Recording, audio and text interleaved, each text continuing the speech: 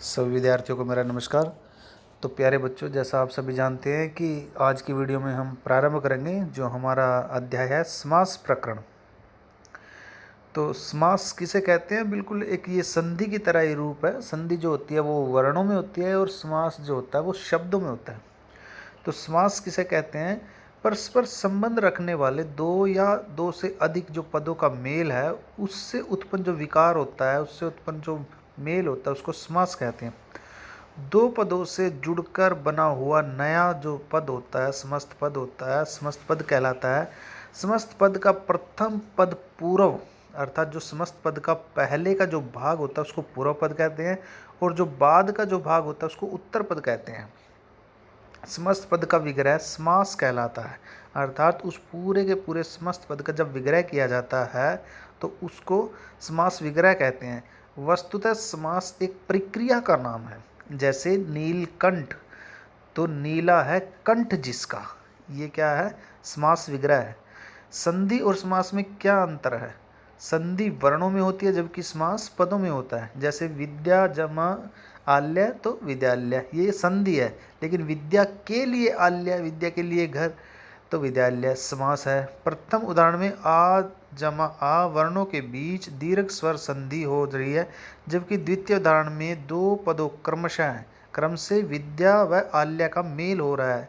जबकि के लिए जो है वो कारक के संप्रदान का चिन्ह है, तो इसमें चिन्ह का जो है वो लोप हो रहा है, अतः यहाँ प्रक्रिया समास है। समास के कितने भेद होते हैं? पदों की प्रधानता एवं गौणता के आधार पर समास के 4 भेद हैं। पहला जो है वो अव्ययभाव समास, प्रथम पद प्रधान होता है इसमें। दूसरा है इसका तत्पुरुष समास, द्वितीय पद प्रधान होता है। उसके बाद है द्वंद्व समास जिसमें दोनों पद प्रधान होते हैं। बहुव्रीहि समास, कोई अन्य पद प्रधान होता है। तो उसके पश्चात तत्पुरुष समास जो होता है, इसी के अंदर इसके भेद होते हैं जो कारक विभक्ति होते हैं। तत्पुरुष, कर्ण तत्पुरुष, संप्रदान तत्पुरुष, अपादान तत्पुरुष, संबंध तत्पुरुष और अधिकरण तत्पुरुष।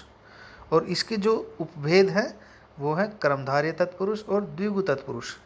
इसके अन्य भेद जो है वो नयन तत्पुरुष, अलुक तत्पुरुष, मध्यम पद लोपी तत्पुरुष और उपपद तत्पुरुष। उसके बाद आता है प्रथम जो समास है अव्ययभाव समास। तो अव्ययभाव समास किसे कहते हैं? जिस समास का पहला पद प्रधान हो तथा अव्यय हो एवं समास बनने पर समस्त पद भी अव्यय हो जाए उसे अव्ययभाव समास कहते हैं। अव्यय जो होते हैं जिनमें लिंग वचन काल कारक के अनुसार कोई भी बदलाव न हो। तो जैसे समय के अनुसार यथा समय, जन्म भर आ जन्म, बुद्धि के अनुसार यथा बुद्धि, जीवन भर आजीवन, ये क्या है? अव्ययभाव समास है। उसके पश्चात यथाशक्ति, शक्ति के अनुसार, भर पेट, पेट भर कर, बाकायदा, कायदे के अनुसार, यथामति, मति के अनुसार। तो ये सब अव्ययभाव समास के उदाहरण हैं। उसके पश्चात आता है तत्पुरुष समास किसे कहते हैं? जिस समास का पहला पद गौण एवं दूसरा प्रधान हो तथा समास बनने पर दोनों के बीच की विभक्ति का लोप हो जाए उसे तत्पुरुष समास कहते हैं। समास बनाते समय जिस कारक विभक्ति का लोप होता है उसके आधार पर समास होता है। उसके आधार पर समास के 6 भेद होते हैं। पहला है कर्म तत्पुरुष समास। जिस तत्पुरुष समास को बनाते समय दो पदों के बीच कर्म कारक के चिन्ह का लोप हो जाए उसे कर्म तत्पुरुष समास कहते हैं। जैसे स्वर्ग को गत, अर्थात स्वर्ग को गया हुआ तो स्वर्गगत, सुख को प्राप्त सुख प्राप्त, ग्रामम को गत, गांव को गया हुआ ग्रामम गत। उसके पश्चात कर्ण तत्पुरुष, कर्ण तत्पुरुष का जो चिन्ह है वो से या के द्वारा। जिस तत्पुरुष समास को बनाते समय दो पदों के बीच कर्ण कारक का जो चिन्ह है उससे से अथवा के द्वारा का लोप हो जाए उसे कर्ण तत्पुरुष समास कहते हैं।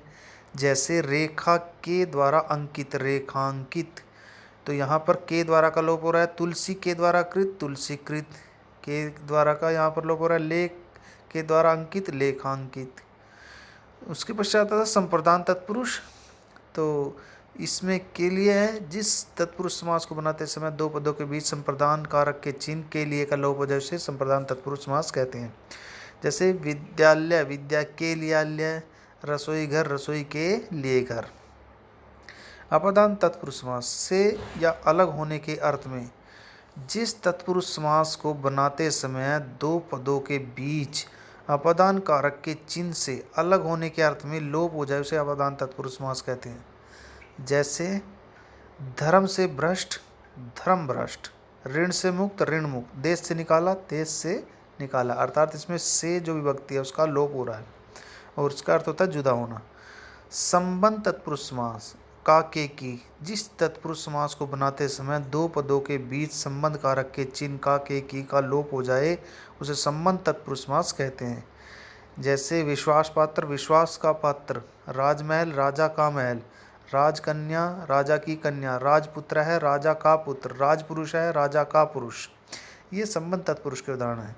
उसके पश्चात अधिकरण तत्पुरुष में या पर, जिस तत्पुरुष समास को बनाते समय दो पदों के बीच अधिकरण कारक के चिन्ह में पर का लोप हो जाए उसे अधिकरण तत्पुरुष समास कहते हैं।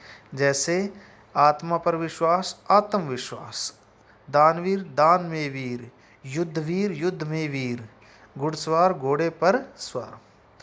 तो ये तत्पुरुष समास के जो उदाहरण थे। उसके पश्चात इसी का जो भेद है कर्मधारय समास, तो यह समास तत्पुरुष समास का भेद है। इसका भी दूसरा पद प्रधान तथा पहला पद गौण होता है। साथ ही इसके दोनों पदों के बीच उपमान उपमेय या विशेषण विशेषता का जो संबंध है जो भाव है वो पाया जाता है। जैसे पीताम्बर पीले रंग का वस्त्र, नीलकंठ नीले रंग का कंठ, राजीव नैन राजीव अर्थात कमल के समान नयन नेत्र। उसके पश्चात आता है द्विगु समास। तो द्विगु समास यह समास भी तत्पुरुष समास का उपभेद है। इसका भी दूसरा पद प्रधान होता है, पहला पद गौण होता है। साथ ही इसका जो पहला पद होता है पूर्व पद होता है वो संख्यावाची विशेषण होता है। इसका विग्रह करते समय क समूह या समाहार जैसे शब्दों का प्रयोग किया जैसे शताब्दी, नवरात्र, चौमासा। तो ये द्विगु समास के कुछ उदाहरण हैं।